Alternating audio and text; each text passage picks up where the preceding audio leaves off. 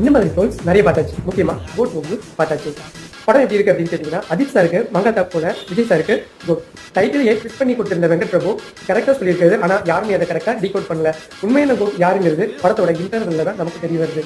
படத்து இன்டர்வலுக்கு ஒரு half an hour முன்னாடி இருந்து ஒரு பரபரப்பை தொட்டிக்கிறது எப்படின்னா, ஜெயராம் சார் ஒரு முக்கியமான எவிடன்ஸ் வந்து கைப்பற்றியிருக்காரு. ஸோ அதை சேஸ் பண்ணி தான் இன்டர்வலுக்கு அப்புறம் ஃபுல்லாக கதையை நகருது. இன்டர்வலுக்கு அப்புறம் அவர் சஸ்பென்ஸை உடைக்கிற ஒவ்வொரு நொடியும் நமக்குமே ஓ அப்படிங்கிற ஒரு பரபரப்பை தொட்டிக்குது. இன்ட்ரோடக்ஷன்லேயே ஒரு ஃபைட் சீக்வன்ஸ் வருது. அந்த ஃபைட் சீக்வன்ஸில் விஜய் சார் வரப்போறதுன்னு பார்த்தா அங்கேயும் ஒரு ட்விஸ்ட் வச்சிருக்காரு விஜயகாந்த் சார்.